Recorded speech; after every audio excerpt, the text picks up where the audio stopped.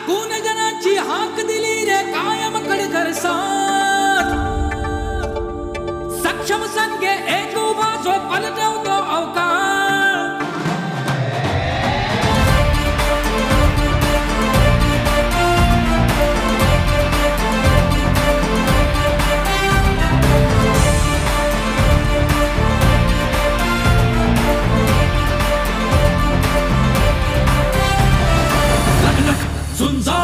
नाव पृथ्वीराज तुफानाचे जनतेला स्वाभिमान दिला मिळवून तोच धुरंदर रे उरी जन कल्याण निरंतर हे करता नेता आणि दाता रे पृथ्वीराज बाबा पृथ्वीराज बाबा पृथ्वीराज बाबा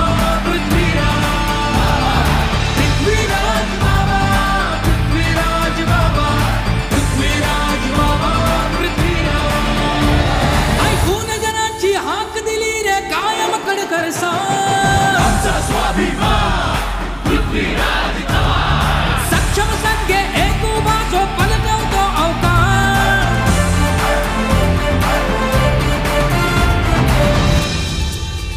छत्रपती शिवराय आणि डॉक्टर बाबासाहेब आंबेडकर यांना उत्तमराव भंडारे आपण स्टेजवरती यावं. आदरणीय व्यासपीठावरती मान्यवर उपस्थित बंधू भगिनीनो आणि माझ्या बांधवांनो,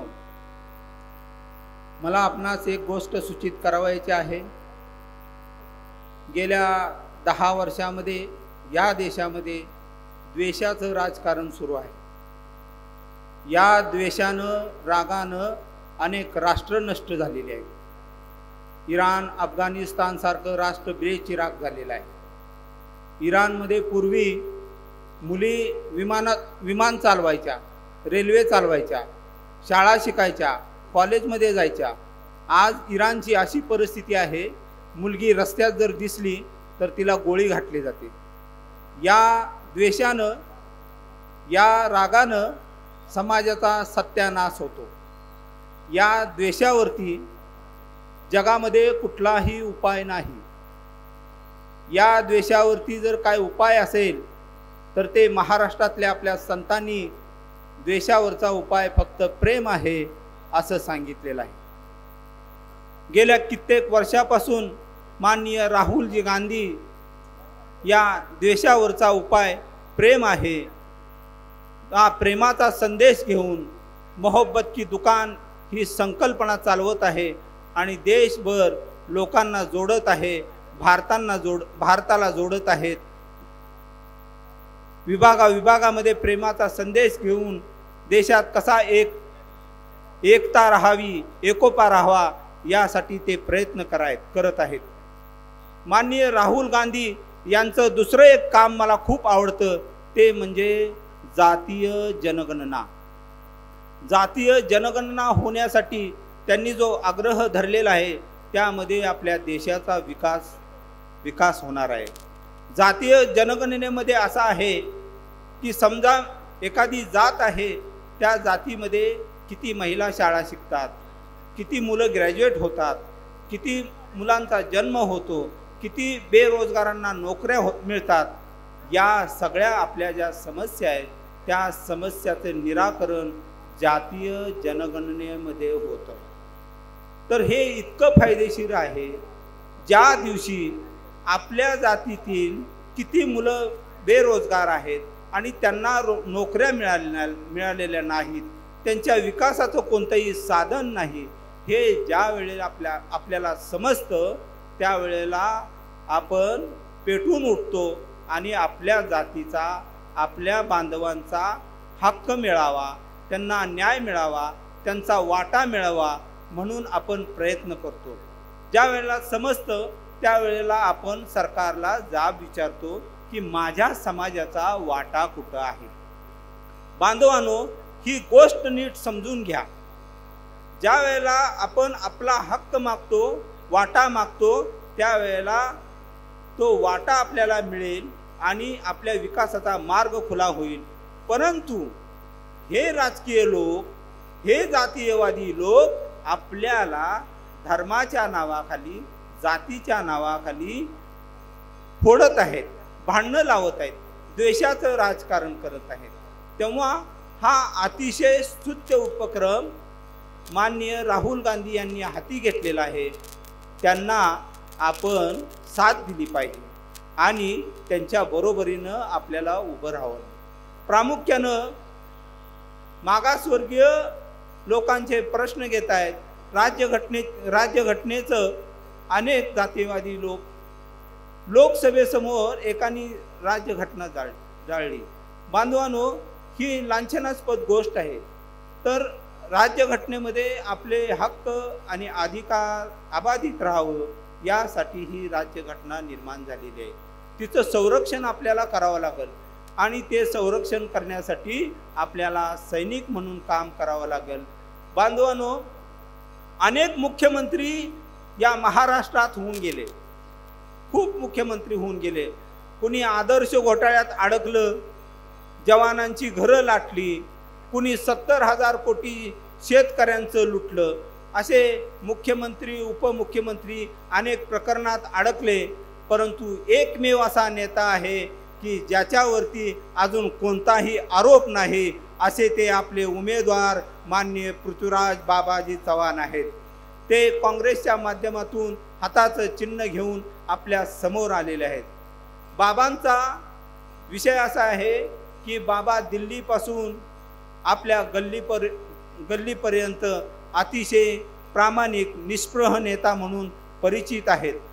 बाबांच्या माध्यमातून मोठमोठे गोरगरीब कल्याणकारी BC OBC या जनतेचं कल्याणकारी धोरण राबवणारा, कल्याणकारी योजना राबवणारा असा हा ज्ञानी नेता आहे. आपल्याला खरंच आपण भाग्यवान आहोत की आपल्याला असा उमेदवार, असा नेता मिळालेला आहे.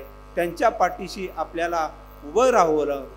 प्रामुख्यानं 50 वर्षामध्ये पृथ्वीराज चव्हाण साहेबांचं कुटुंब असं आहे की ज्यांचं घराघरात संबंध आहेत, सलोख्याचं संबंध आहेत, प्रेमाचे संबंध आहेत. बांधवांनो, आपण सर्व या कराड नगरीवरती प्रेम करणारे लोक आहोत. आपल्याला गुण्या गोविंदानं या कराड शहरात राहायचं आहे, संसार करायचा आहे. गुण्या गोविंदानं आपल्याला व्यापार करायचा आहे, कष्ट करायचा आहे, उदरनिर्वाह करायचा आहे. हेच वातावरण कराडमधलं बदलत तिकडं पोचलंय. हेच वातावरण कराडमधलं बदलत तिकडं पोचलंय आणि पृथ्वीराज बाबांचं वारं सगळीकडे पोचलंय. आदरणीय व्यासपीठावर उपस्थित सर्व सन्माननीय आणि आपण सर्व या ठिकाणी बोलण्याच्या अगोदर एक सांगतो, बाबांचा विजय निश्चित आहे. आपण सर्व या ठिकाणी मोठ्या संख्येने उपेक्षित आहे. नुसतं उपस्थित नाहीये तर मतात रूपांतर करण्याचा मानस घेऊन उपस्थित आहे. त्यामुळेच विजय निश्चित आहे आणि हे त्यांना सांगायचं आहे. प्रथम आपण घोषणा देऊया. माननीय पृथ्वीराज बाबांचा विजय असो. राष्ट्रीय काँग्रेस पक्षाचा विजय असो. राष्ट्रीय काँग्रेस पक्षाचा विजय असो. महाविकास आघाडीचा विजय असो. महाविकास आघाडीचा विजय असो. छत्रपती शिवाजी महाराज की जय. छत्रपती शिवाजी महाराज की जय. छत्रपती संभाजी महाराज की जय. डॉक्टर बाबासाहेब आंबेडकरांचा विजय असो. मित्रांनो, यशवंतराव चव्हाणांचा महाराष्ट्र, कराडचे सुपुत्र आणि या महाराष्ट्राचे पहिले मुख्यमंत्री यशवंतरावजी चव्हाण. आपल्याला कराड नगरीचा विकास हा त्यांच्या माध्यमातून सुरुवात झाला, किंबहुना महाराष्ट्राचा विकास हा त्यांच्या माध्यमातून सुरुवात झाला. म्हणतात हिमालयाच्या मदतीला सह्याद्री धावून आला.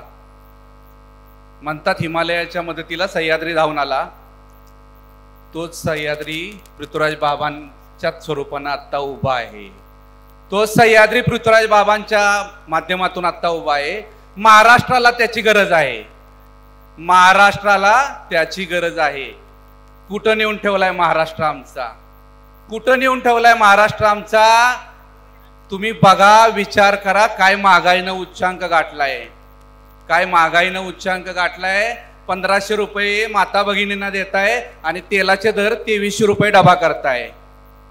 1500 रुपये माता भगिनींना देताय, तेलाचे दर 2300-2400 रुपये करताय. कुठं नेऊन ठेवलाय महाराष्ट्र आमचा? बिहारपेक्षा वाईट कंडिशन आहे आपल्या महाराष्ट्राची. सर्वे सांगतोय, मी सांगत नाही, पूर्ण सर्वे सांगतोय. शेतमजुरीचा दर महिलांचा हा बिहारपेक्षा महाराष्ट्राचा वाईट आहे. 26% आत्ता दर आहे महिलांच्या शेतमजुरीचा महाराष्ट्राचा. बिहारचा 24% आहे. आणि आपल्या पुढे एकच राज्य आहे, ते म्हणजे उत्तर प्रदेश. त्यांचा दर 27% आहे. आणि आपण त्या रेसमध्येच नव्हतो, त्या रेसमध्ये आपण आलोय. वाईट अवस्था आहे. म्हणूनच बाबांची गरज आहे महाराष्ट्राला. आपल्याला हे पहिल्यांदा समजून घेतलं पाहिजे. कराडचा दक्षिणचा उमेदवार पृथ्वीराज बाबा आहे, त्याला गरज आहे आपल्या मताची. बाबांना आपल्या मताच्या माध्यमातून महाराष्ट्राचा मुख्यमंत्री करण्याची आपली संकल्पना आपण महाराष्ट्राला दाखवून दिली पाहिजे आणि बाबांना मतांच्या रूपानं विजयी केलं पाहिजे. हा ध्यास प्रत्येकानं मनात ठेवला पाहिजे. आज महाविकास आघाडीच्या माध्यमातून अनेक ठिकाणी सभा होत आहेत. सभेचा प्रत्येक ठिकाणी नूर वेगळा आहे. कुठं महागाई आहे तर कुठं जातीयवादी मुद्दे घेतले जातात. हा नॅरेटिव्ह सेट केला जातो. सर्वांना माझी विनंती आहे, व्हॉट्सअपच्या माध्यमातून येणाऱ्या गोष्टींकडे कृपया दुर्लक्ष करा. आज नॅरेटिव्ह सेट करायचं एक पूर्ण त्यांचा सेटअपच चालू आहे, पण त्याच्याकडे दुर्लक्ष करणं गरजेचं आहे. पण खात्री याची आहे, कराड दक्षिण हा विचारांचा किल्ला आहे. कराड दक्षिण हा विचारांचा किल्ला आहे आणि त्याला तो बळी पडणार नाही. त्या नॅरेटिव्हला तो बळी पडणार नाही. का? आत्ताशी आम्ही 47ला स्वातंत्र्य आपल्याला मिळालं. आज आपण जर अमेरिकेची तुलना करायला लागलो तर त्या गोष्टी शक्य नाही. प्रगती ही टप्प्याटप्प्यानं होत असती. आज प्रगतीच्या जेव्हावर तुम्ही काय काय करायला लागलाय, हे सगळं नेहरूंची संकल्पना आहे. नेहरूंच्या आणि गांधींच्या संकल्पनेतून उभा राहिलेला हा भारत आहे. आणि वैशिष्ट्याची बाब म्हणजे त्याच पंतप्रधानाच्या कार्यालयाचं कार्यालय मंत्रीपद सांभाळणारे आमचे बाबा आहेत आणि आमचे उमेदवार ते आहेत. याचा आम्हाला सार्थ अभिमान आहे. आमचे उमेदवार ते आहेत याचा आम्हाला सार्थ अभिमान आहे. कारण आम्हाला परत त्यांना मुख्यमंत्री म्हणून बघायचं आहे. परत आम्हाला त्यांना पंतप्रधान कार्यालयाचे पंतप्रधान कार्यालय मंत्री म्हणून बघायचं आहे. मित्रांनो, आपल्याला सर्वांना एकच आज विनंती करतो.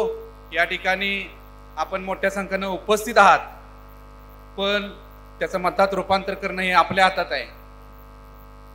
आज जाहिरातीच्या माध्यमातून वेगवेगळ्या संकल्पना बाजारू रूपात आणल्या जात आहेत. विकासाचा दर बाजारू रूपात असा सांगायचा नसतो. तो सोयाबीन आणि कापसाला दर द्यायचा असतो, ऊसाला दर द्यायचा असतो, तेव्हा कळत असतो. तो नुसता जाहिरातीच्या माध्यमातून सांगायचा नसतो.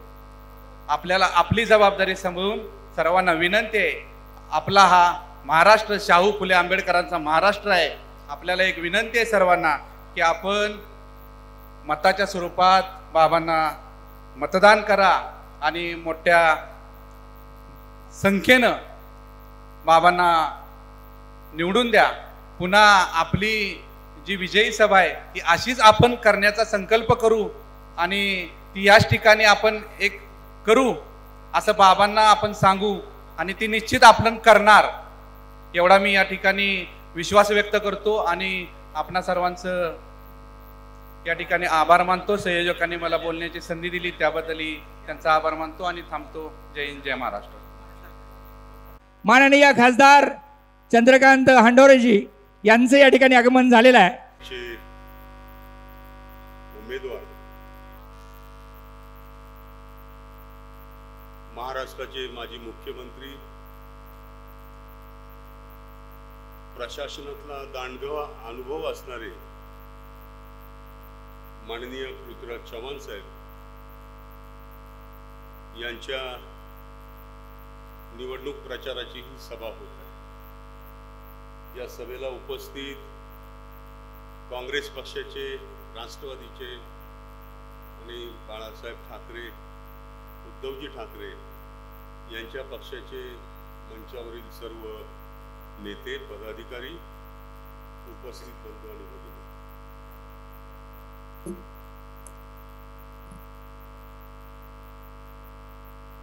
पृथ्वीराज चव्हाण साहेब हे प्रचंड अनुभवी असणारे नेते आहेत. केंद्रामध्ये डॉक्टर मनमोहन सिंग साहेब पंतप्रधान असताना त्यांच्या कार्यालयामध्ये राज्यमंत्री म्हणून आणि त्यांचा सगळा कॉन्फिडेन्शियल कारभार काम करण्याचं काम माननीय पृथ्वीराज चव्हाण साहेबांनी केलं. आपल्या नेत्या सोनियाजी गांधी आणि पंतप्रधान डॉक्टर मनमोहन सिंग यांच्यामध्ये काही संवाद साधायचा असेल, एखादं धोरण ठरवायचं असेल, एखादा निर्णय घ्यायचा असेल, तर त्या संबंधात या दोघांमधला दुवा म्हणून पृथ्वीराज चव्हाण साहेबांचं काम अत्यंत मोलाचं आणि महत्वाचं राहिलेलं आहे. तदनंतर महाराष्ट्राचे मुख्यमंत्री म्हणून केलेलं कार्य हे जगजाहीर आहे आणि असा अनुभवी नेता आपल्या या मतदारसंघाला लाभलेला आहे. त्यांच्या अनुभवाचा फायदा निश्चितपणे कराड शहर, कराड ग्रामीण एवढंच नव्हे तर पूर्ण महाराष्ट्राला त्यांच्या अनुभवाचा फायदा मिळेल आणि यामध्ये मग विकासाची कामं असतील, पायाभूत सुविधांची कामं असतील, शेतकऱ्यांचे प्रश्न असतील, महिलांचे प्रश्न असतील, युवकांचे प्रश्न असतील, या सगळ्या प्रश्नाला निश्चितपणे निर्णायक स्वरूपामध्ये पृथ्वीराज चव्हाण साहेब शासन निर्णयाद्वारे मदत करू शकतील. आणि म्हणून अशा एका दांडग्या अनुभवी नेत्याला आपल्या या कराड मतदारसंघामधून निवडून आणायचं आहे. मागच्या आठवड्यामध्ये मुंबईच्या MMRDA ग्राउंडवर एक मोठी सभा झाली. त्यामध्ये आमचे नेते माननीय राहुलजी गांधी होते, आमचे नेते उद्धवजी ठाकरे होते, आमचे नेते माननीय पवार साहेब होते, मल्लिकार्जुन खरगे साहेब होते आणि माननीय पृथ्वीराज चव्हाण साहेब होते, सुशील कुमार शिंदेजी होते, नाना पटोले होते, संजय राऊत होते. या सगळ्यांनी मिळून एक पंचसूत्री कार्यक्रम या महाराष्ट्राला दिलेला आहे. आमचं सरकार आलं आणि ते येणारच आहे. तर ह्या पंचसूत्री कार्यक्रमाच्या माध्यमातून या महाराष्ट्रातल्या जनतेला न्याय देण्याचा प्रयत्न होणार आहे. आमचं सरकार यासाठी येणार मी म्हणतोय कारण आता आपण लोकसभेच्या निवडणुकीमध्ये बघितलं तर 48 पैकी 31 खासदार महाविकास आघाडीचे आहेत. प्रत्येक खासदाराच्या मतदारसंघामध्ये 6 विधानसभा क्षेत्र येतात. जिथं जिथं आपण लढलो आणि तिथं तिथं त्या विधानसभेच्या मतदार क्षेत्रामध्ये जिथं 60,000, 70,000, 80,000चा लीड आहे त्या ठिकाणी निश्चित आमचे आमदार निवडून येणार. जिथं आमचे खासदार निवडून आले नाहीत त्याही मतदारसंघामध्ये आमच्या उमेदवाराला त्या विधानसभा क्षेत्रामध्ये 80,000, 60,000, 70,000चा लीड भेटलेला आहे. जे आम्ही जर ते कॅल्क्युलेशन केलं तर आमचे 154 आमदार निवडून येत आहेत. 288 विधानसभेच्या या मतदारसंघामध्ये 145 आमदार ज्या पक्षाचे असतील त्यांचं सरकार महाराष्ट्रामध्ये बनेल. आमचे तर 154 आहेत, म्हणजे 145 पेक्षा आणखी 9 वाढले तर 154 होतात, म्हणजे 9 आमची संख्या जास्त आहे. परंतु नरेंद्र मोदीजी,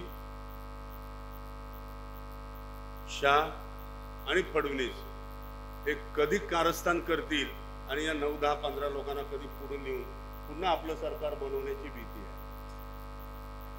कारण त्यांनी आता केलं तसं. माननीय उद्धवजी ठाकरे यांच्या नेतृत्वाखाली अत्यंत चांगल्या पद्धतीनं चाललेलं सरकार होतं. एकनाथ शिंदेना हळूच बाजूला घेतलं, त्यांच्या बरोबरीच्या आमदारांना घेतलं आणि सरकार बनवलं. राष्ट्रवादी काँग्रेसची अखंड अशी परंपरा होती. अजितदादानं सुद्धा तशाच पद्धतीनं शरद पवार साहेबांचा घात केला आणि अशा पद्धतीनं या लोकशाहीची थट्टा करण्याचं काम या सगळ्या मंडळीने केलेलं आहे. यांच्यावर विश्वास ठेवू शकत नाही. आणि म्हणून मी आपल्याला सांगू इच्छितो, आपल्याला विनंती करतो की आमचे 154 आमदार येणारच आहे, आमचं सरकार येणारच आहे. काळ्या दगडावरची पांढरी रेष आहे. परंतु आम्ही त्यांच्या तेवढ्यावर समाधान नाही. आम्हाला 180 ते 190 आम्हाला आमदार महाविकास आघाडीला निवडून आणायचे आहेत आणि त्यासाठी आम्ही तिन्ही पक्षाचे नेते महाराष्ट्र पिंजून काढत आहोत आणि जनतेचा त्याच पद्धतीनं विश्वास जो लोकसभेला आम्हाला दिसला तसाच विश्वास आमच्या ज्या प्रचंड जाहीर सभा, मेळावे, पदयात्रा ज्या सगळ्या महाराष्ट्राच्या सगळ्या विधानसभा क्षेत्रामध्ये चालू आहेत त्याच्यावरनं आपलं सरकार हे पक्क आहे. आपलं सरकार आल्यानंतर परवाच्या सभेमध्ये जो जाहीरनामा प्रसिद्ध झाला त्या जाहीरनाम्यामध्ये महालक्ष्मी योजना महिलांच्यासाठी आमच्या नेत्यांनी घोषित केली. इथे लाडकी बहीण योजना आहे ना, देवेंद्र फडणवीस, अजितदादा पवार, एकनाथ शिंदे असं वाटतं की आमचं सरकार येणार नाही आणि मग ही योजना बंद करून टाकतील अशी हवा त्यांनी सोडलेली आहे.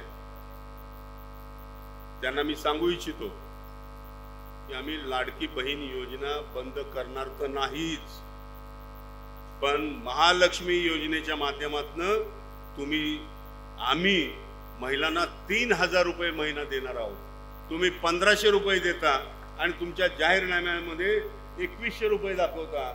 आम्ही त्याच्यापेक्षाही जास्त देऊ. या महिलांचे प्रश्न, आर्थिकदृष्ट्या जे प्रश्न आहेत ते सोडवण्यासाठी आम्ही प्रयत्न करतो. महिलांना एसटीचा पास, मुलींना एसटीचा पास, कराड शहरामध्ये असणारी लोकल बस सेवा, या सेवेमध्ये त्यांना लाभ मिळणार नाही. पूर्णपणे विनामूल्य प्रवास करण्याचं धोरण सुद्धा आमचं शासन आखेल. जे बेरोजगार आहेत या बेरोजगारांना, आपल्याला माहिती आहे मोदी सरकारने नोटबंदी केली, त्याच्या अगोदर त्यांनी घोषणा केली 14च्या इलेक्शनच्या अगोदर 15 लाख रुपये तुमच्या खिशात टाकतो, वर्षाला 2 कोटी नोकऱ्या देतो. आता 2 कोटी नोकऱ्या 10 वर्ष झाली, त्या प्रत्येक वर्षाच्या 2 म्हटलं तर 20 कोटी झाले. अरे 20 कोटी नोकऱ्या जर तुम्ही आज उपलब्ध केल्या असत्या तर या देशात गरिबी नावाची आणि बेकारी नावाची चीजच राहिली नसती. परंतु त्यांना फक्त घोषणा करायच्या आहेत. म्हणून आम्ही ठरवलं की आमचं सरकार आल्यानंतर आम्ही तज्ज्ञ माणसांच्या माध्यमातून बेरोजगारांना कशा पद्धतीने आम्हाला व्यवसायामध्ये सहभाग करून घेईल, त्यांचा नोकऱ्या मिळवून देण्यासाठी जो बॅकलॉग थांबलेला आहे, हर एक डिपार्टमेंटमध्ये आपण बघत असाल कुठे 2,000, 5,000, 8,000, 10,000, 15,000चा बॅकलॉग आहे. जवळजवळ महाराष्ट्रामध्ये 2 लाख नोकऱ्यांचा बॅकलॉग आहे. तो बॅकलॉग भरायला थोडासा वेळ लागेल. तोपर्यंत आमचं सरकार आल्यानंतर आम्ही ठरवतोय की तोपर्यंत नोकरी लागेपर्यंत बेकारांना किंवा त्यांना व्यवसाय उपलब्ध करून देऊपर्यंत त्यांना आम्ही महिन्याला 4,000 रुपये देणार आहोत. 4,000 रुपये प्रत्येक महिन्याला. आरोग्य विमा योजना, 25 लाखाचा आरोग्य विमा आपल्या सगळ्यांच्या नावानं, कुटुंबाच्या नावानं काढण्याचं आमचं महाविकास आघाडीचं धोरण आहे.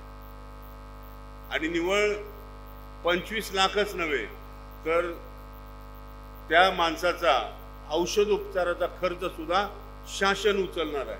म्हणजे माणसाच्या आरोग्याला आमच्या महाविकास आघाडीच्या नेत्यांनी प्राधान्य दिलेलं आहे. आणि म्हणून आपण ठरवायला पाहिजे. आपण शहरी भागातले लोक आहेत, ग्रामीण भागामध्ये सुद्धा मोठ्या प्रमाणात शेतकरी राहतो. हा मोठ्या प्रमाणातला शेतकरी आजही दुःखी आहे. आत्महत्या दिवसेंदिवस वाढत चाललेल्या आहे.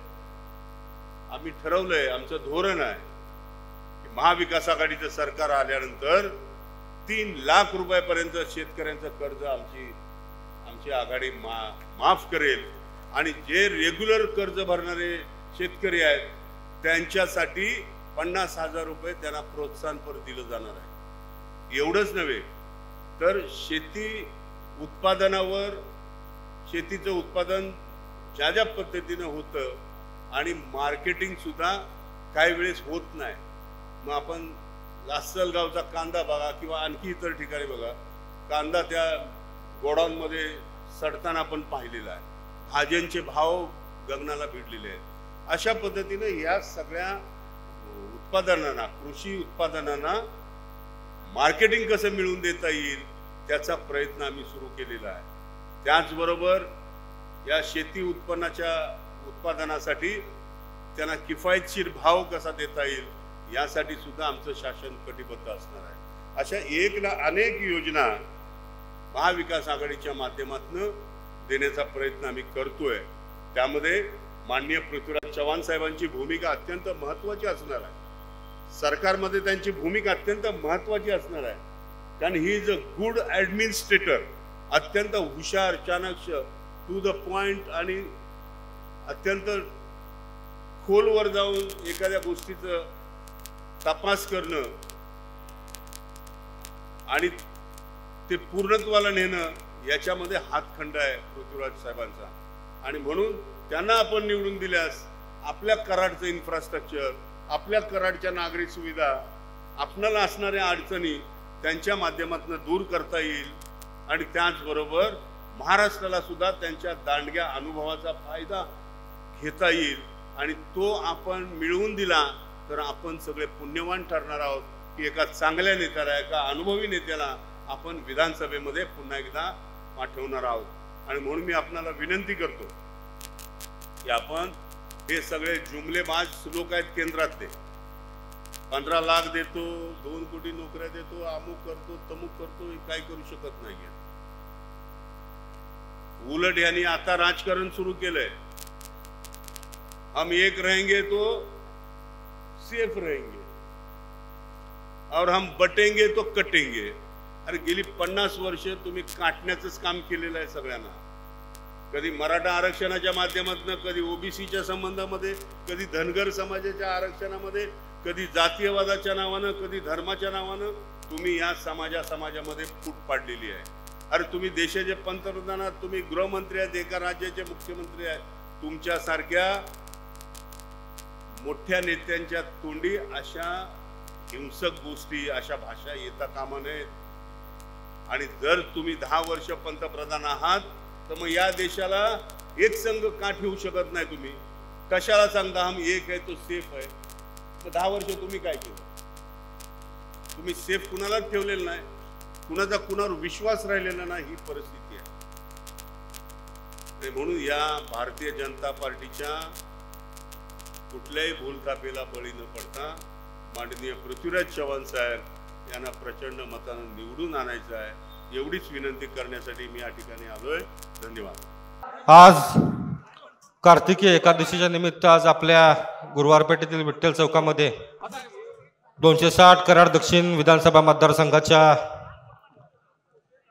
काँग्रेस पक्षाच्या महाविकास आघाडीच्या आपल्या सगळ्यांचे अधिकृत उमेदवार, आपल्या सगळ्यांचे लाडके माजी मुख्यमंत्री कराडचे सुपुत्र आदरणीय पृथ्वीराज चव्हाण साहेब यांच्या प्रचारार्थ खास आपल्याला संबोधित करण्यासाठी उपस्थित असणारे, ज्यांच्या नेतृत्वाखाली शालेय जीवनापासून मी काम करतो, ते माझे नेते आदरणीय बंटी पाटील साहेब, आदरणीय उदयदादा, कराडच्या लोकनिवृत्त प्रथम नगराध्यक्ष शारदाताई जाधव, माजी नगराध्यक्ष अर्चनाताई पाटील, माजी नगराध्यक्ष भाऊताई सूर्यवंशी, आम आदमी पार्टीचे अध्यक्ष धीरजी जाधव, शिवसेनेचे अध्यक्ष आमचे मित्र शशिराजी करपे, शहर काँग्रेसचे अध्यक्ष ऋतुराज मोरे, विठ्ठलरावजी शिकरे, इथं आमचे सर्वच ज्येष्ठ मंडळी उपस्थित आहेत. सगळ्यांचं नाम उल्लेख घेणं शक्य नाहीये, समोर उपस्थित कराड शहरातील परिसरातील सर्व सुजाण मतदार भगिनींनो मातांनो, खऱ्या अर्थानं आज तीन सभा आपल्या मतदारसंघामध्ये सुरू आहेत आणि सभेंचं एका अर्थाने एक मॅरेथॉन या मतदारसंघामध्ये सुरू आहे. आणि आपल्या सगळ्यांना माहिती आहे की सुरुवातीला आल्याशिवाय राहत नाही. 2 मिनिटं फक्त. ही निवडणूक आपल्याला सगळ्यांना माहिती आहे.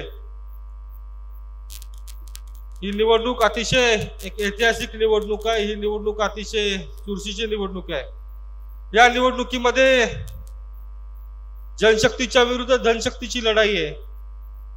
या निवडणुकीमध्ये स्वाभिमानी कराडकरांच्या विरुद्ध काही लाचार पुढाऱ्यांची लढाई आहे. मला आपल्याला सांगायचं आहे की कराडकर आमचे सुज्ञ आहेत, समजदार आहेत.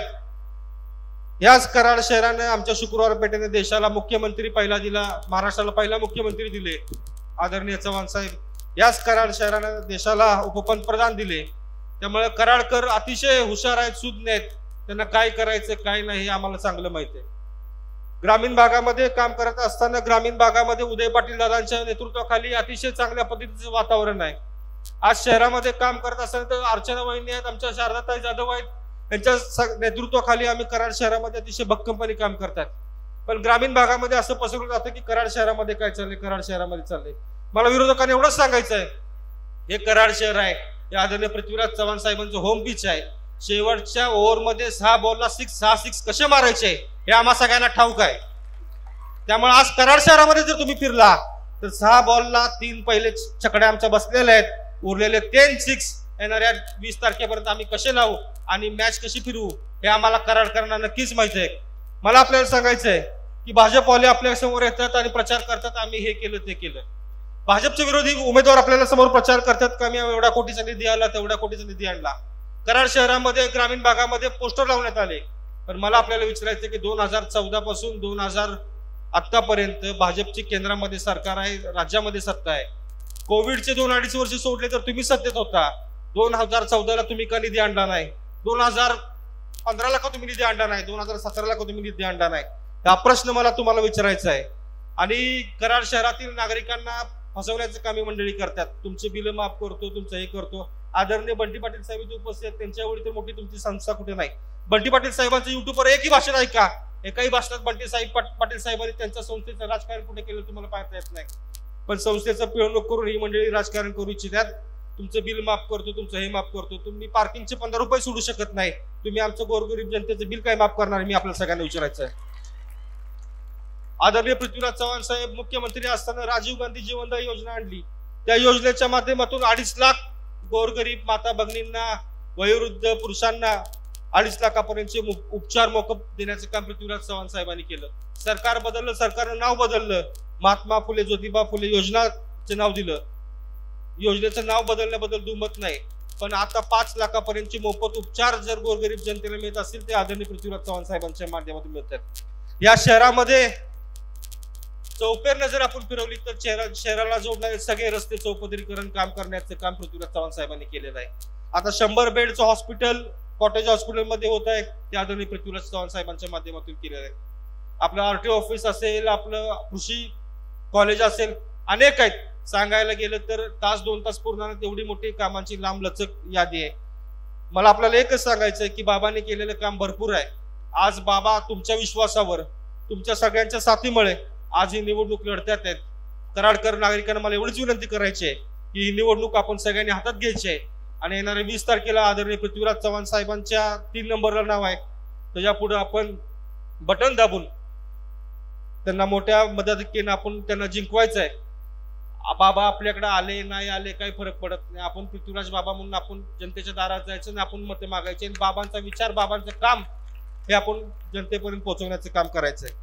बंटी पाटील साहेब काँग्रेस पक्षाच्या जाहीरनाम्या संदर्भात आपल्या समोर मनोगत व्यक्त करतील, पण बाबा जाहीरनामा समितीचे अध्यक्ष आहेत. त्यांनी अतिशय उत्कृष्ट असा जाहीरनामा महाविकास आघाडीचा तयार केलेला आहे आणि त्याच्या माध्यमातून जर नाही पण नक्कीच महाविकास आघाडी सरकार या राज्यामध्ये येईल आणि आल्यानंतर गोरगरीब जनतेची जी फळवणूक झालेली आहे ती बंद होण्याचं काम येणाऱ्या काळामध्ये होणार आहे.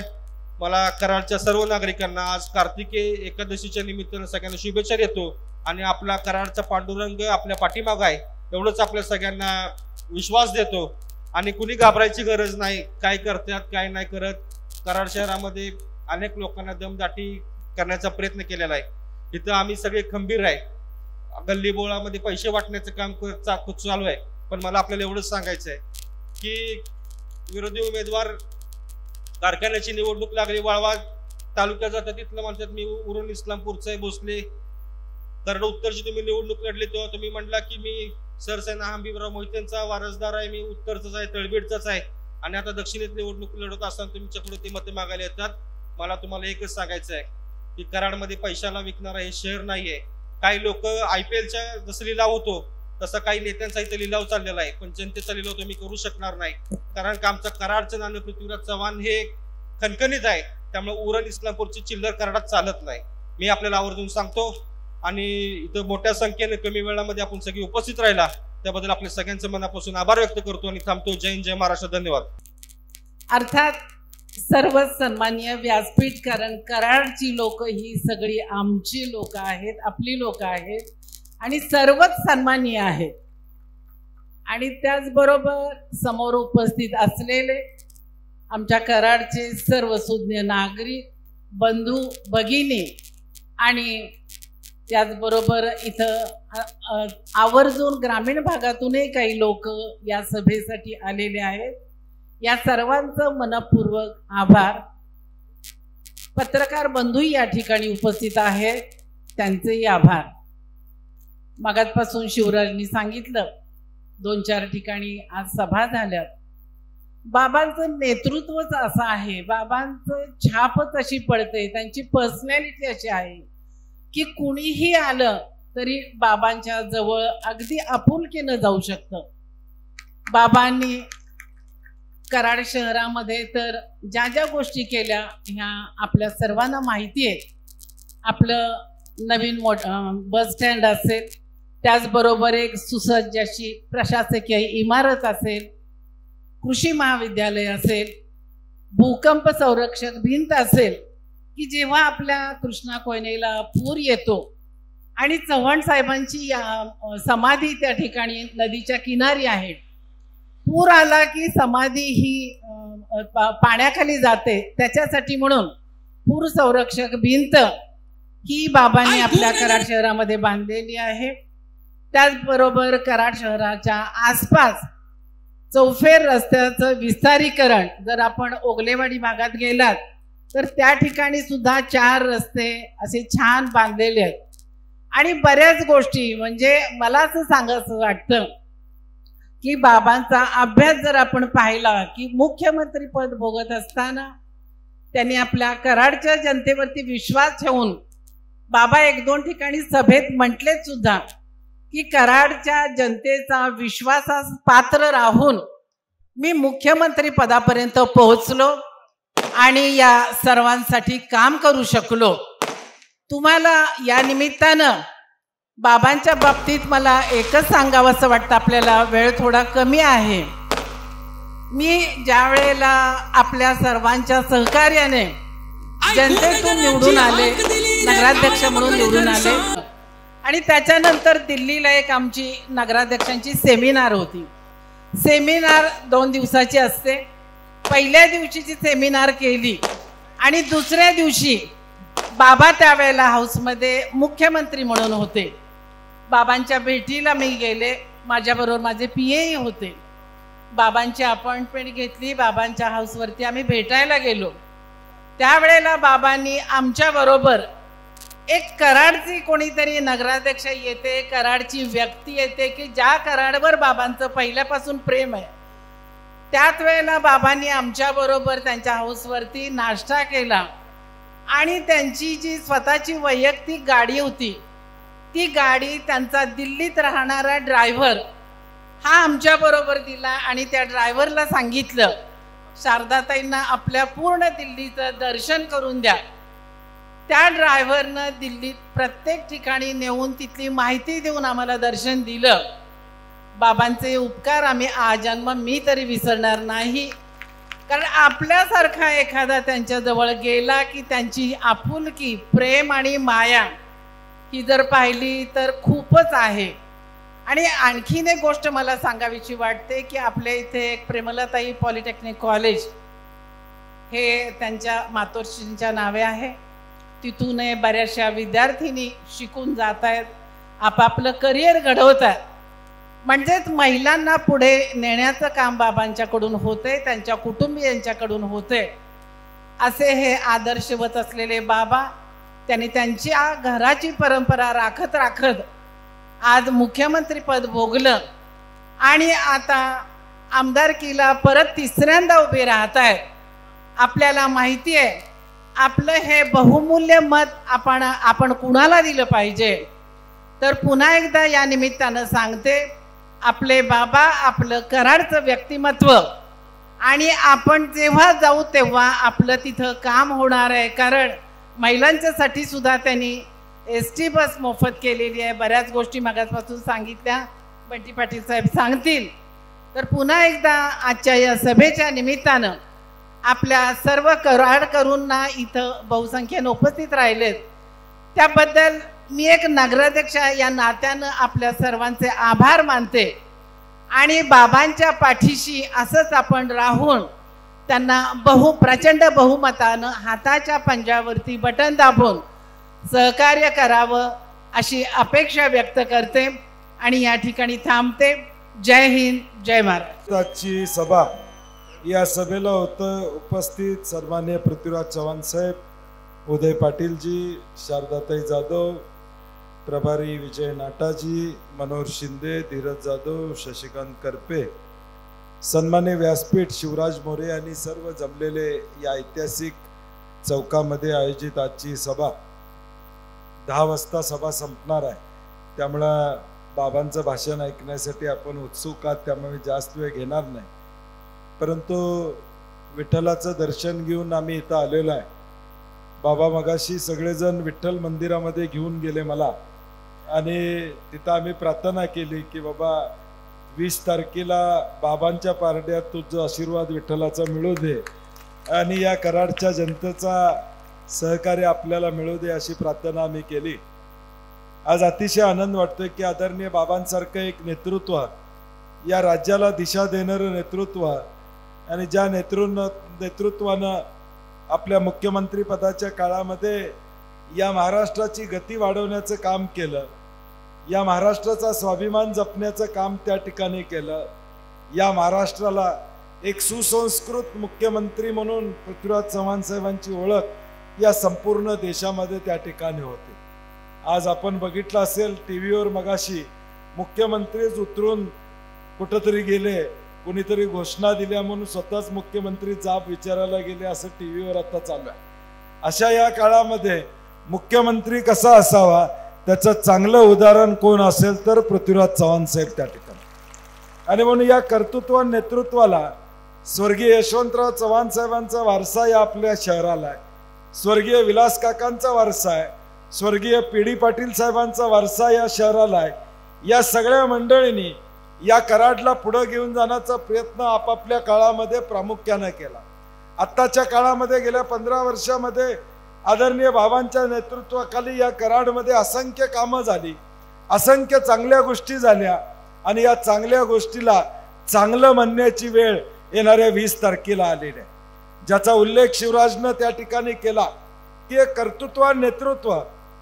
राजीव गांधी जीवनदायी योजना असू दे किंवा आज जी 108 नंबरवर फोन केल्यावर ॲम्ब्युलन्स येते, ते जर खऱ्या अर्थानं या ठिकाणी ही कल्पना आणि अंमलबजावणी कुणाच्या काळात झाली असेल तर ती पृथ्वीराज चव्हाण साहेबांच्या काळामध्ये. यादी प्रचंड आहे.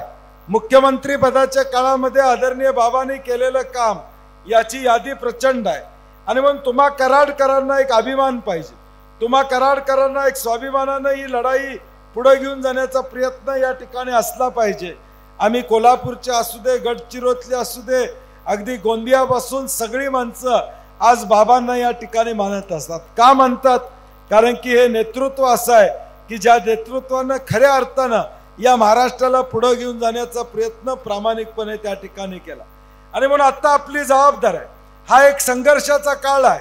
एका बाजूला एक महायुतीचं भ्रष्टाचारी सरकार आहे आणि दुसऱ्या बाजूला महाविकास आघाडीच्या माध्यमातून एक विश्वासू सरकार या राज्याला नेतृत्व करायची संधी मिळणार आहे.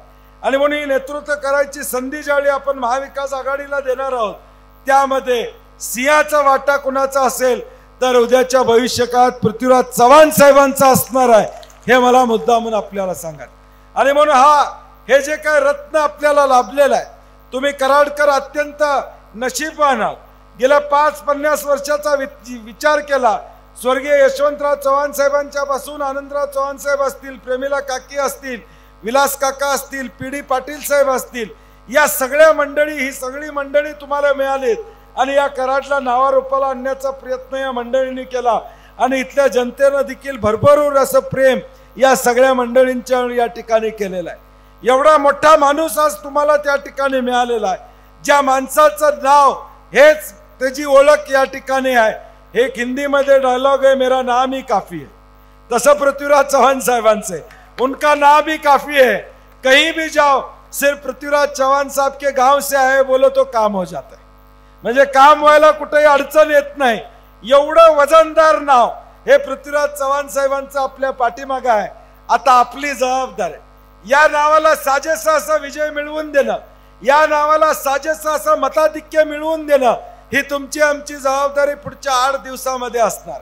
उलट्या बाजूनं एक अपप्रचार केला जाईल, उलट्या बाजूनं चुकीच्या गोष्टी या ठिकाणी सांगितल्या जातील, पैशाचा महापूर येईल, पैशाचा या ठिकाणी वेगवेगळ्या पद्धतीनं वापर त्या ठिकाणी होईल, परंतु काळजी करायचं काम नाही बाबा. उलट्या बाजूनं पैशाचा महापूर आला तरी तुमच्या बाजूनं मताचा महापूर येणार, हे मी आपल्याला जाहीरपणे या ठिकाणी सांगतो. मताचा महापूर हा फक्त आणि फक्त पृथ्वीराज चव्हाण साहेबांच्या पाठीमागे येणार, याचा विश्वास महाराष्ट्रातल्या तमाम जनतेला या ठिकाणी, या महाराष्ट्रातली जनता आज वाट बघते. मला अनेक जिल्ह्यातून या ठिकाणी फोन येतात. मी मागच्या सभेमध्ये आता मलकापूरला सभा झाली त्यावेळी सांगितलं, माझे कार्यकर्ते, माझे जवळचे कार्यकर्ते मला म्हणतात, अजून बाबांच्याकडे तुम्ही का गेला नाही, म्हणजे बाबांच्याकडे सभेला का गेला नाही, कधी जाणार आहे. एवढं प्रेम आमच्या कार्यकर्त्यांचं सुद्धा आदरणीय बाबांच्यावर त्या ठिकाणी. काल 100 कोल्हापुरातले कार्यकर्ते मला न सांगता, मला न विचारता या कराडमध्ये आले आणि पै पाहुणे ओळखीच्या लोकांना भेटून गेले. रात्री आल्यावर मला सांगितलं, आम्ही 10 गाड्या घेऊन साहेब कराडला जाऊन आलो, कारण की हा माणूस आहे, ज्या माणसानं तुम्हाला पाठबळ दिलं, तुम्हाला पाठिंबा केला, माझ्या राजकीय जीवनामध्ये मला पाठबळ देण्याचं काम आदरणीय बाबांनी त्या ठिकाणी केलं. या कोल्हापूर शहराला थेट पाईपलाईन बाबा मुख्यमंत्री असताना त्यांनी एका रात्रीत मंजूर केली. मी विसरलो नाही. ज्यावेळी 10 वर्षानंतर याचं उद्घाटन करायचं होतं त्यावेळी पुन्हा पृथ्वीराज चव्हाण साहेबांच्या हस्तेच उद्घाटन कोल्हापूरच्या थेट पाईपलाईनचं केलं. कारण की जाणीव मला आहे, तशी तुम्ही जाणीव ठेवणं गरजेचं आहे. या महाराष्ट्रातली जनता बघते कराडकर काय करतात, कराडची जनता किती स्वाभिमानी आहे, कराडची जनता किती या ठिकाणी निर्णय काय घेते, याची वाट येणार आहे तेव्हा 23 तारखेला बघणार आहेत. आणि म्हणून आपल्याला जबाबदारी घ्यावी लागेल. हे जे काय रत्न आपण मोठं केलेलं आहे, हे जे नेतृत्व या राज्यामध्ये मोठं केलेलं आहे, त्या नेतृत्वाला जपण्याचं काम आपल्याला त्या ठिकाणी करावं लागेल. पंतप्रधान कार्यालयापासून ते मुख्यमंत्री पदापर्यंत आज बाबांचं नेतृत्व या महाराष्ट्रानं मान्य केलेलं आहे. या महाराष्ट्रानं सिद्ध केलेलं आहे की या महाराष्ट्रामध्ये एक अभ्यासू व्यक्तिमत्व कोण असेल, तिथं वरचा क्रमांक कुणाचा लागत असेल तर तो फक्त पृथ्वीराज चव्हाण साहेबांचा या ठिकाणी लागतो, हे आपण या ठिकाणी लक्षात ठेवलं पाहिजे. आणि म्हणून तुम्हाला अभिमान असला पाहिजे, माझ्या कराडचा आमदार कोण आहे तर पृथ्वीराज चव्हाण साहेब आहेत, हे आपल्याला अभिमानानं सांगता आला पाहिजे. आणि हे सांगण्यासाठी येणाऱ्या 20 तारखेला आपल्याला निर्णय घ्यावा लागेल. येणाऱ्या 20 तारखेला आपल्याला निर्णायक अशी भूमिका घ्यावी लागेल. महाराष्ट्रनामा परवा जाहीर झाला. या 3 पक्षाचा ज्यावेळी जाहीरनामा करायचा निर्णय झाला त्यावेळी तिन्ही पक्षातल्या पवार साहेब असू देत, उद्धव ठाकरे साहेब असू देत, आमचे नेते राहुल गांधी असू देत, या सगळ्यांनी जबाबदारी कुणाकडे दिली तर ती पृथ्वीराज चव्हाण साहेबांच्याकडे. जाहीरनामा करणं सोपं नाही आहे, प्रत्येक घटकाला न्याय देणं सोपं नाही. एकच माणूस होता की जो या महाराष्ट्राचा संपूर्ण अभ्यास करून माता भगिनींसाठी पासून तरुणांना न्याय देऊ शकत होते ते म्हणजे पृथ्वीराज चव्हाण साहेब या ठिकाणी होते. आणि म्हणून आपली जबाबदारी आहे. आज महिलांना 3,000 रुपये देण्याची घोषणा आम्ही केलेली आहे. एसटी मधला प्रवास मोफत केलेला आहे. त्याच्यापेक्षाही सगळ्यात महत्वाचं काय केलं असेल तर महागाई आटोक्यात आणणार हा निर्णय देखील या जाहीरनाम्यामध्ये त्या ठिकाणी घेतलेला. MPSCच्या विद्यार्थ्यांना मदत करण्याची भूमिका आपण घेतोय. पहिल्या 100 दिवसामध्ये वर्षभरामध्ये 2.5 लाख नोकर भरती करण्याची भूमिका आपण त्या ठिकाणी घेतोय. शेतकऱ्याला कर्जमाफी करण्याचा निर्णय त्या ठिकाणी घेतोय. बेरोजगाराला रोजगार देण्याचा निर्णय आपण त्या ठिकाणी घेतोय. 300 युनिट लाईट बीट असेल तर 100 युनिट आपण माफ करणार आहोत हा निर्णय आपल्या जाहीरनाम्यामध्ये घेतलेला. हा निर्णय आपल्या जाहीरमध्ये घेतलेला आहे. हे सगळं कशामुळे शक्य झालं? कारण की या जाहीरनाम्याच्या कमिटीचे चेअरमन पृथ्वीराज चव्हाण साहेब होते, जे लोकांचे अश्रू पुसू शकतात, जे गरिबाचा आवाज या ठिकाणी मानू शकतात. पृथ्वीराज चव्हाण साहेबांनी आपल्या आयुष्यामध्ये एवढी पदं भोगली, भरपूर त्यांना करता आलं असतं. कारखाना काढता आलं असतं, संस्था काढता आल्या असत्या, परंतु स्वतःसाठी या माणसानं काही केलं नाही. हे जनतेनं देखील लक्षात ठेवलं पाहिजे. हे जनतेनं देखील लक्षात ठेवलं पाहिजे. ज्या माणसानं निस्वार्थीपणे आपली हयात, आपलं आयुष्य काँग्रेस पक्षासाठी या ठिकाणी दिलं, या कराडच्या जनतेसाठी दिलं, आता आपली वेळ आली आहे त्या उतराई करण्याची. आपली जबाबदारी आलेली आहे की पृथ्वीराज चव्हाण साहेबांना मताधिक्यानं निवडून देण्याची. उलट्या बाजूने मी म्हटलं तसं अनेक आमिष येतील, अनेक गोष्टी येतील, परंतु तुम्ही कराडकरात कोल्हापूरकरांच्या पेक्षा हुशार आहात. त्यामुळे मला खात्री आहे की या सगळ्याचा कंडका पडल्याशिवाय तुम्ही गप्प बसणार नाही. मला खात्री आहे की एकदा तुम्ही ठरवलं की तुम्ही मागे पडणार नाही. आणि एकदा ठरवा, एकदा क्रांती करा, एकदा या महाराष्ट्राला दाखवून द्या ही यशवंतराव चव्हाण साहेबांची भूमी आहे. मंगल कलश यशवंतराव चव्हाण साहेबांची जाणला, त्यानंतर आम्हाला महाराष्ट्राचं आणि देशाचं नेतृत्व पृथ्वीराज चव्हाणांच्या माध्यमातून मिळालेला. हे नेतृत्व आम्ही जपणार, हे नेतृत्व आम्ही जपणार. तर आताच्या फोडाप्रमाणे आम्ही जपणार आणि या माणसाला लागल ती मदत करणार, लागल ती ताकद करणार. आणि म्हणून पुढच्या 8 दिवसामध्ये दुसरा कुठलाही विचार करू नका. कोण काय म्हणतंय याच्यापेक्षा माझं हित कशात आहे, माझ्या तालुक्याचं हित कशात आहे, माझ्या या कराड शहराचं हित कशात आहे. आज एसटी स्टँडवर गेल्यावर पृथ्वीराज चव्हाण साहेबांची आठवण येते का नाही? एसटी स्टँड कुणी केलं? बाबांनी केलं. RTO ऑफिस कुणी आणलं? म्हणजे या शहरामध्ये जी विकास कामं केली, मी त्यावेळी देखील बाबांना म्हणलो मुख्यमंत्री पदानंतर पुढचे 5 वर्ष या कराडमध्ये कामं चालू होती. एवढं भरभरून तुम्हाला दिलेलं आहे. जेवढं भरभरून बाबांनी या कराडला दिलं तेवढंच भरभरून मतं आता तुम्हाला येणाऱ्या 20 तारखेला बाबांना त्या ठिकाणी द्यावी लागेल एवढी विनंती करतो आणि माझे 2 शब्द संपवतो. जय हिंद, जय महाराष्ट्र. आज खास कराडकरांना भेटण्याकरता कोल्हापूरहून आलेले माजी गृह राज्यमंत्री, आमदार आणि काँग्रेस पक्षाच्या विधिमंडळ पक्षाचे नेते सत्यजी पाटील, उदयसिंग पाटील, उंडाळकर दादा, खास या ठिकाणी पक्षाचे निरीक्षक म्हणून आलेले विजय नाहटा, त्याचबरोबर शिवराजी मोरे, ऋतुराज मोरे, श्रीमती शारदाताई जाधव, श्रीमती जयाराणी जाधव, अर्चना पाटील, आमचे सातारा जिल्ह्याचे काँग्रेस पक्षाचे अध्यक्ष डॉक्टर सुरेशराव जाधव, बाळूताई सूर्यवंशी, धीरजसिंग जाधव, शशिराज करपे, अशोकराव कोळी, आनंदराव पालकर, विठ्ठलराव शिखरे, प्राध्यापक धनंजयराव काटकर, शहाजीराव डुबल, श्रीकांत मुळे, प्रकाश जाधव, शेखर बर्गे, मनोहर शिंदे आणि व्यासपीठावर असलेले सर्व मान्यवर. वेळ कमी राहिलेला आहे, त्यामुळं उपस्थित सर्व कराडचे सुज्ञ नागरिक बंधू भगिनी आणि पत्रकार मित्रांनो, 20 तारखेला होणाऱ्या महाराष्ट्र विधानसभेच्या निवडणुकीमध्ये आपल्याला फक्त एका आमदाराची निवड करायची नाही, तर उद्या पुढच्या 5 वर्षामध्ये कुठल्या विचाराचं राज्य महाराष्ट्रात राज्य करणार आहे। एका बाजूला फुले शाहू आंबेडकर छत्रपती शिवरायांची प्रेरणा घेऊन त्यांचा आदर्श घेऊन महाविकास आघाडी या ठिकाणी काम करते आपल्या समोर आलेली आहे। दुसऱ्या बाजूला संघ असेल भाजप असेल जातीवादी विचाराचे लोक ते पुन्हा या देशाला 19व्या शतकाकडे नेण्याचा प्रयत्न करतायत। अशी ही विचारधारेची लढाई आहे। एका आमदाराच्या निवडणुकीची लढाई नाही आहे, तर सरकार कुणाचं स्थापन होणार, महाराष्ट्राचं भवितव्य कुणाच्या हातात देणार। गेली 10 वर्ष आपण भारतीय जनता पक्षाचं राज्य पाहिलं।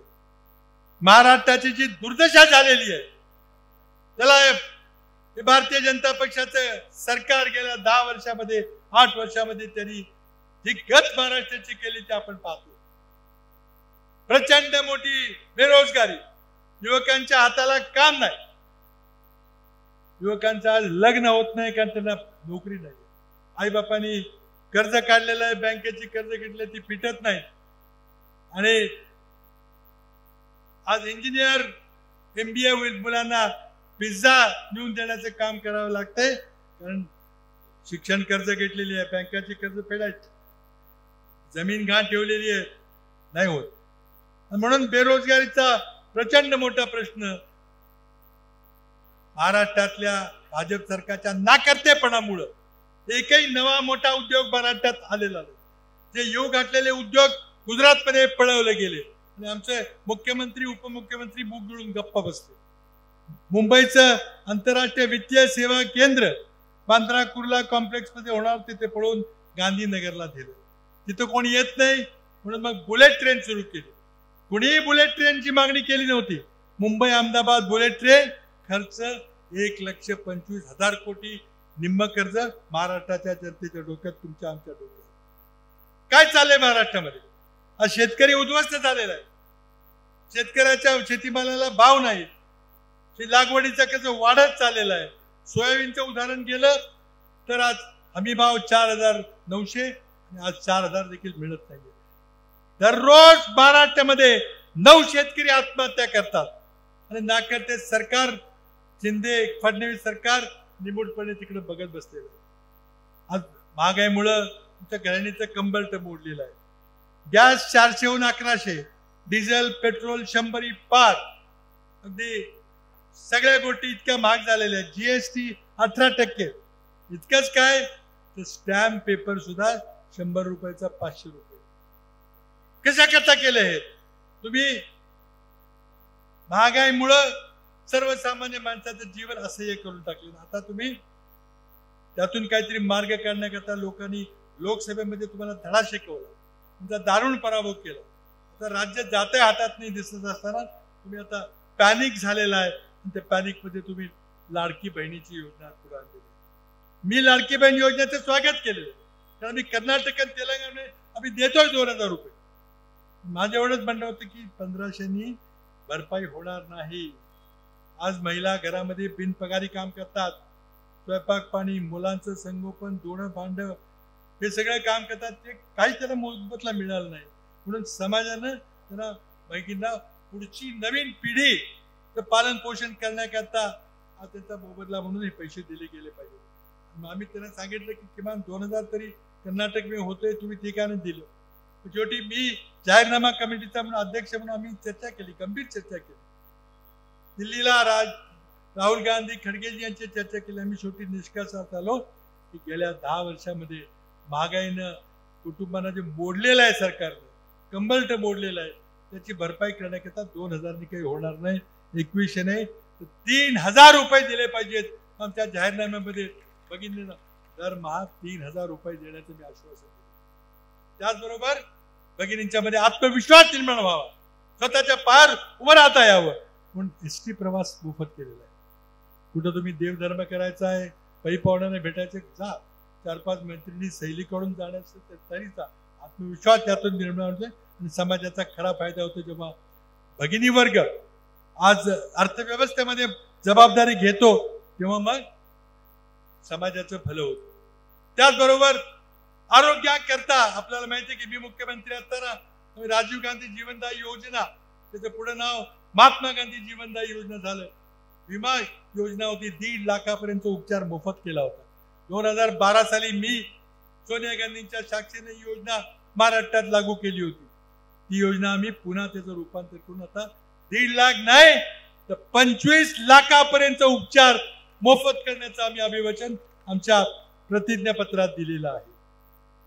कुठलाही गंभीर आजार असला तरी आता कुटुंब मोडणार नाही. हृदय असेल, किडनी असेल, लिव्हर असेल, आणखी काही आजार असेल, आता एखादा गंभीर आजार झाला तर कुटुंब उद्ध्वस्त होतं. आता आमच्या या जाहीरनाम्यापैकी आश्वासनामुळे ते होणार नाही. आणि आम्ही पोकळ बोलतोय असं नाही आहे. ही योजना आम्ही 25 लाखाची विमा योजना आम्ही राजस्थानमध्ये अंमलात आणलेली आहे. तीच योजना आम्ही महाराष्ट्रात लागू करतोय. त्याचबरोबर युवकांना आमची प्रतिज्ञा आहे की तुम्हाला नोकरी मिळेल तोपर्यंत वर्षभरापर्यंत 4,000 रुपये नोकरी शोधण्याकरता भत्ता आम्ही देणार आहे. महिलांच्या करता, शेतकऱ्यांच्या करता, युवकांच्या करता, आरोग्याकरता. आणि शेवटची आमची गॅरंटी आहे, जात वाढ जनगणना, समाजाची सद्य परिस्थिती माहिती झाल्यावर उपाययोजना करणं शक्य होणार आहे. रोग काय आहे त्याचं निदान झाल्याशिवाय डॉक्टरला औषध देता येत नाही.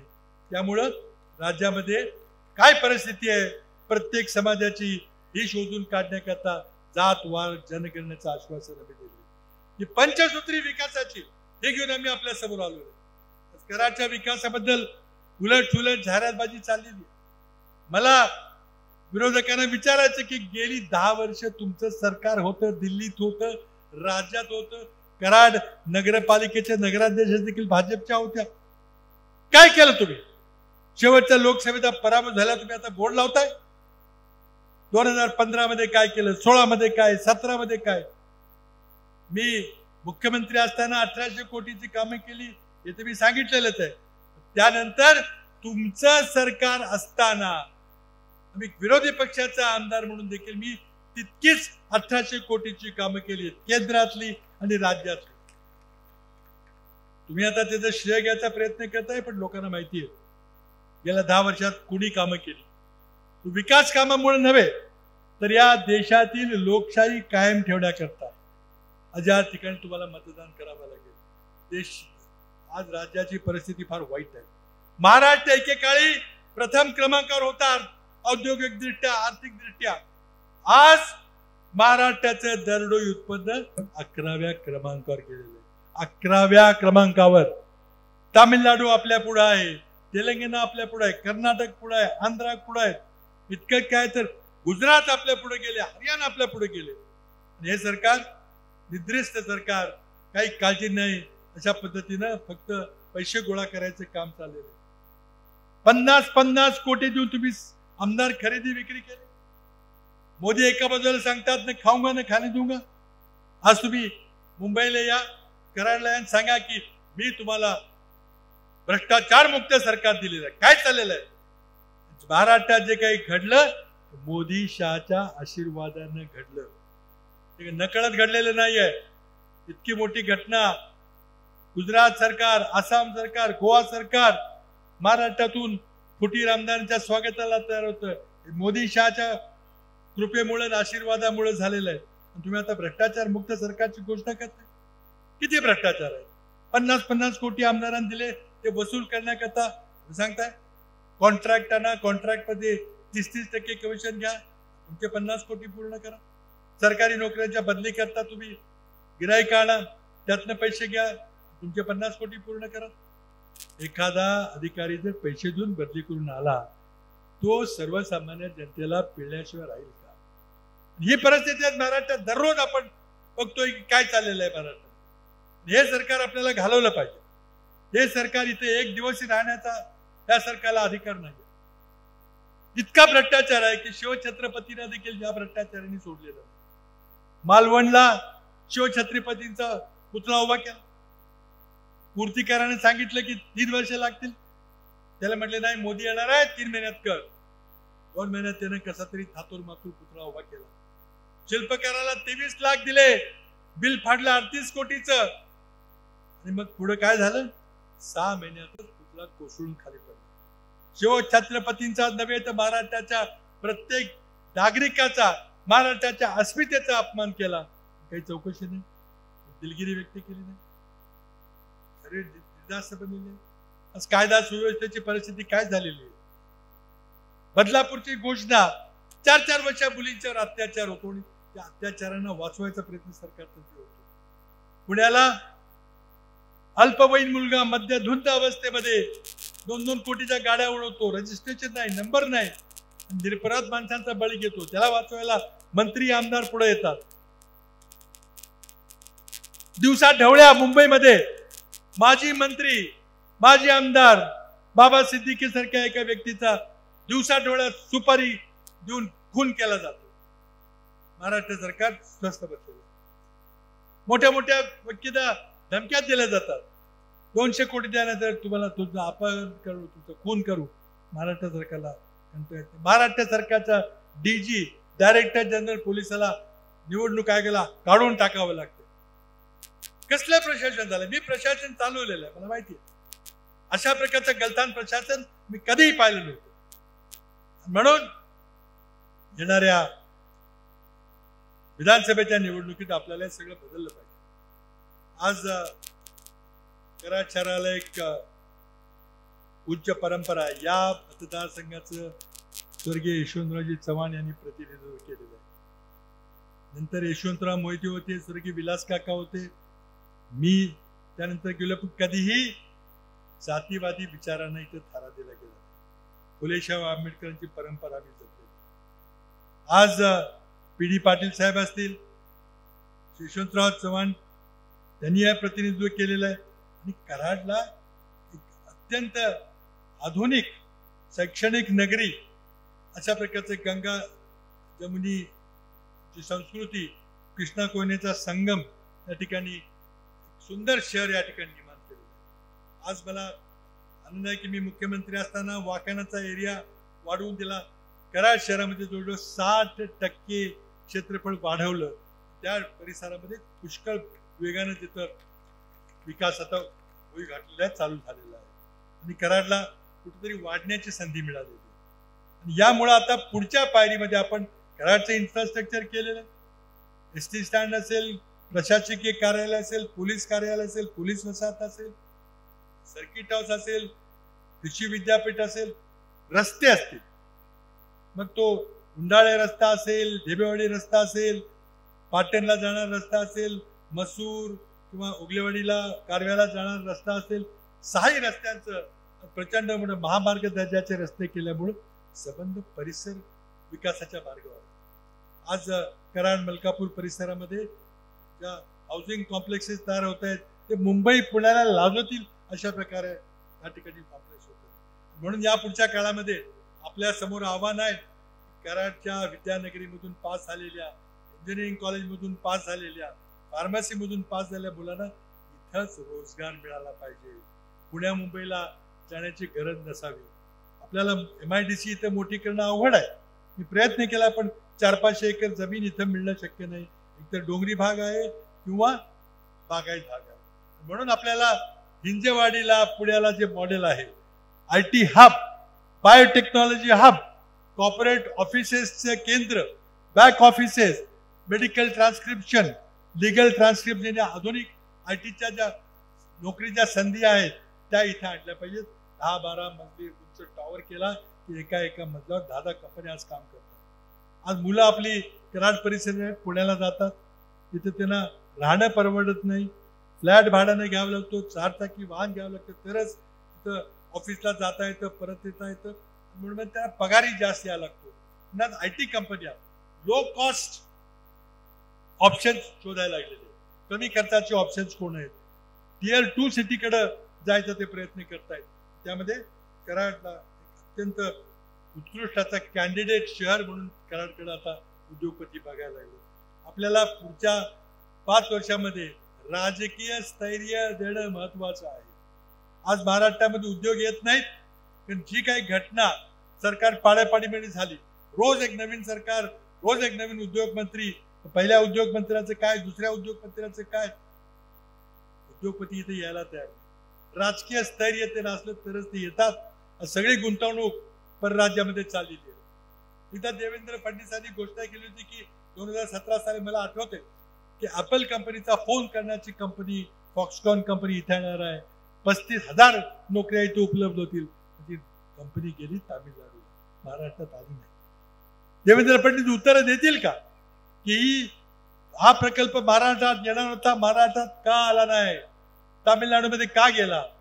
आज ॲपल कंपनी 4 ठिकाणी आपले फोन भारतात तयार करते.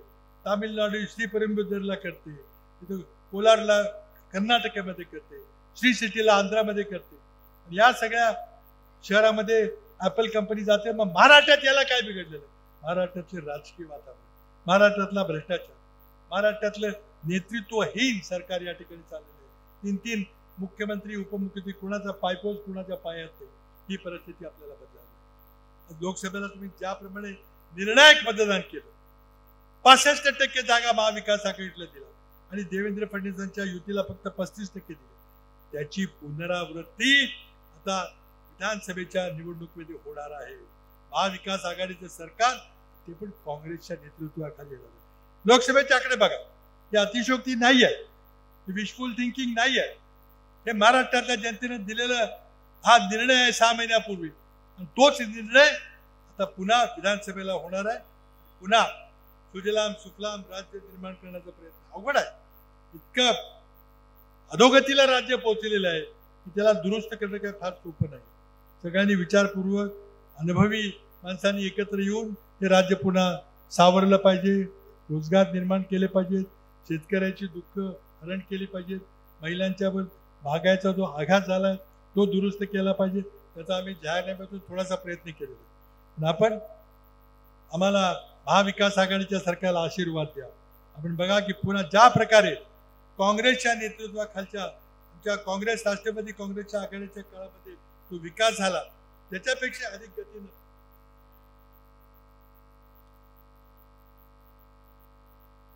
विकास करण्याच्या संधी आहे. आज रोजगाराची संधी या ठिकाणी निर्माण करणं आवश्यक आहे. ती करण्याकरता कराडमध्ये IT हब करणं, कॉर्पोरेट सेक्टर हब करणं, लो कॉस्ट डेस्टिनेशन करणं, याचा आपल्याला प्रयत्न करायचे. त्याचे मी आश्वासन आपल्याला देतो की पुढच्या 5 वर्षामध्ये, मागच्या 5 वर्षामध्ये जे कराडचं इन्फ्रास्ट्रक्चर तयार केलं, उद्या कराड जिल्हा झाला तर सगळं तिथे तयारी झालेली आहे.